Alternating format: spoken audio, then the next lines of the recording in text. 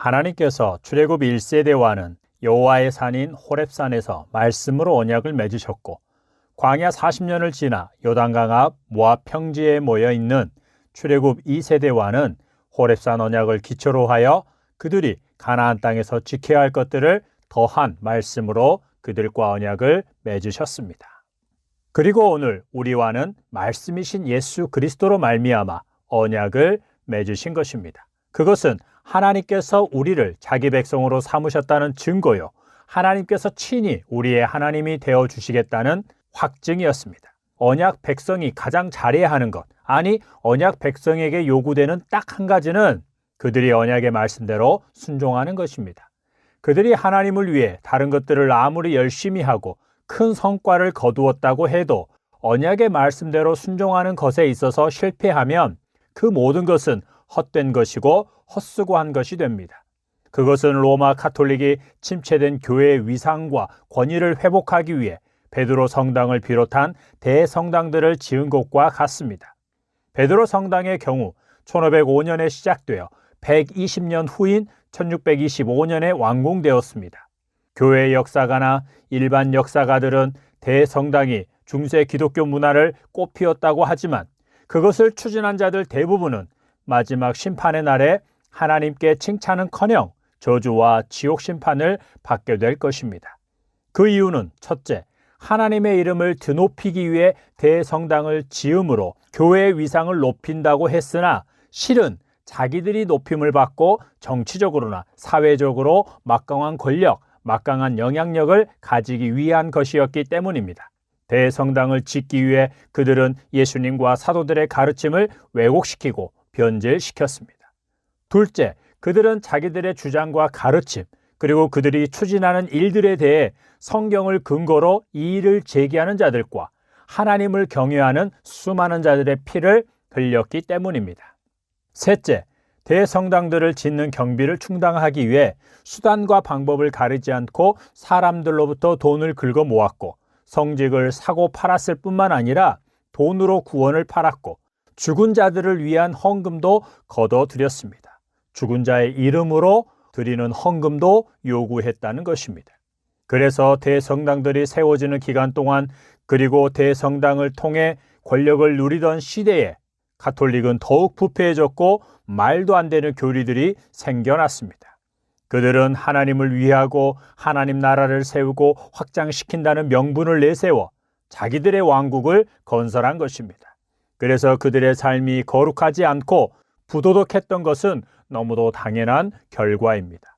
그들이 대성당을 지은 일로 하나님과 예수님께 칭찬을 받는다면 오늘 우리는 예수님을 잘못 믿고 있는 것입니다. 그러나 그럴 일은 절대로 없습니다. 그들 중 대부분은 지옥 심판을 피하지 못할 것이고 몇 명만 겨우 구원받는 자가 있을 것입니다. 사실 가톨릭의 교리와 종교적인 전통을 기준으로 보면 가톨릭 안에 구원받을 만한 자는 한 사람도 없습니다. 그런데 말입니다. 그것은 가톨릭만의 문제는 아닙니다. 1980년, 90년대 북미에서 붐을 일으켰던 교회 성장운동이 한국에 전해지자 한국교회 목사들은 교회를 성장시키는 것, 교회를 크고 아름답게 짓는 것이 하나님께 영광을 돌리는 것이요, 하나님 나라를 확장시키는 것이라고 믿게 되었습니다. 사람들을 강권하여 데려다가 내 집을 채우라는 말씀을 수단과 방법을 가리지 말고 어떻게 해서든지 교회 안에 가득 차게 하라는 말로 이해했습니다. 그래서 교회 성장 비결을 배우기 위해 너도 나도 미국이나 캐나다로 가는 비행기에 몸을 실었습니다. 말이 교회 성장 비결이지 결국은 사람들을 교회로 오게 하고 정착시켜서 교회 몸집을 키우는 비결이었습니다. 그들은 새로운 교회를 짓기 위해 새로 지을 교회에 대해 하나님의 성전이다, 하나님이 가장 기뻐하시는 일이다, 가장 큰 복을 받을 수 있는 일이다, 자녀들이 잘 된다 등의 말로 교인들을 현혹하여 교인들의 지갑을 열게 했습니다. 그래서 교인들 중에는 대출을 받아서 또는 집을 팔아 전세로 바꾸고 전세에서 월세로 바꾸고 그 돈을 건축헌금으로 내기도 했습니다. 그들이 하나님의 복을 받았습니까? 교회를 하나님의 성전으로 알고 그렇게 한 것이 말씀대로 순종한 것입니까? 신약 성경에 그런 말씀은 없습니다.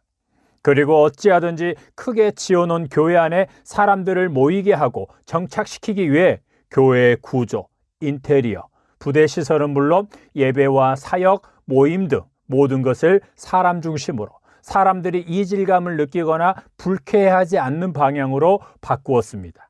물론 그 중에서 설교가 제일 먼저 달라졌습니다. 복음 선포와 죄와 회개에 대한 말씀, 거룩하고 정결한 삶, 그리고 예수님의 재림과 심판에 대한 설교는 사라졌고 그 자리를 인간학, 심리학, 상담학의 언어들이 차지했습니다.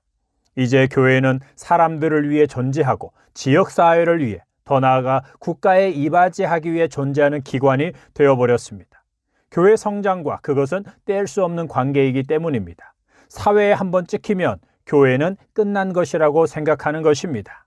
20세기 말 그리고 21세기 초 개신교회를 보면 가톨릭이 대성당 시대를 추구하던 시대에 성경의 왜곡과 교회의 타락, 그리고 성직자들의 부정부패와 부도덕함이 가장 심했던 것처럼 개신교회 또한 그러했음을 알 수 있습니다.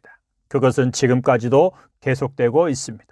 기독교가 하나님 중심이 아니라 사람 중심으로 흘러갈 때 당연하게 나타나는 결과입니다. 그런데 교회가 커지고 교인 수가 늘어나기 때문에, 그리고 설교자가 그들 모두는 하나님의 자녀라고 선언해 주고 있기 때문에 문제인식을 갖지 못합니다. 전인적인 회개가 아니라 삶에서 몇 가지만 고치면 천국에 들어가는데 아무 지장이 없다고, 그리고 열심히 일해서 하나님의 영광을 위해 헌금하고 헌신하면 천국에서 상이 클 것이라고 설교하고 있기 때문입니다. 가톨릭의 교리나 전통을 기준으로 보면 그들 중에 천국에 들어갈 자가 한 명도 없습니다. 그러나 실제로는 그들 중에서도 천국에 들어가는 자가 있을 것입니다. 반대로 개신교 교리를 기준으로 보면 개신교에 속해 있는 자들은 모두 천국에 갈 수 있습니다. 그러나 실제로는 말씀과 교리가 아니라 교회의 전통, 종교적인 전통을 따라 사는 자들이 많기 때문에 천국에 들어가지 못한 자들이 많을 것입니다. 목사도 교인들도 언약을 생각하지 않습니다. 하나님의 언약 백성은 땅에서 잘 먹고 잘 사는 것이나 천국에 들어가지 못하게 될까 봐 걱정하며 사는 것이 아니라 언약을 생각하고 그 언약에 충실하기를 힘써야 하는 것입니다. 하나님께서 이스라엘 백성을 택하시고 그들과 언약을 맺으신 것은 그들을 가나안 땅으로 인도해 가시기 위함이었습니다. 가나안 땅에 들어가는 것이 이스라엘 백성의 손에 달린 것이 아니었습니다. 그들은 그들에게 주신 언약의 말씀대로 순종하는 데 집중하면 되었고, 가나안 땅에 들어가 정착하게 되는 것은 하나님께서 이루실 것이었습니다. 이와 같이 하나님께서 택하셔서 예수 그리스도 안에서 언약 백성으로 삼으신 자들은 그 순간 천국을 유업으로 얻은 것이고, 언약의 하나님께서 자기 이름을 걸고 우리를 그곳으로 인도해 가시는 것입니다. 우리에게 요구되는 것은 말씀이신 예수님께서 가르치신 말씀대로 순종하는 것입니다. 모든 그리스도인은 하나님의 언약 백성입니다. 언약 백성은 다른 어떤 일이 아닌 언약의 말씀에 목숨을 걸고 순종해야 합니다.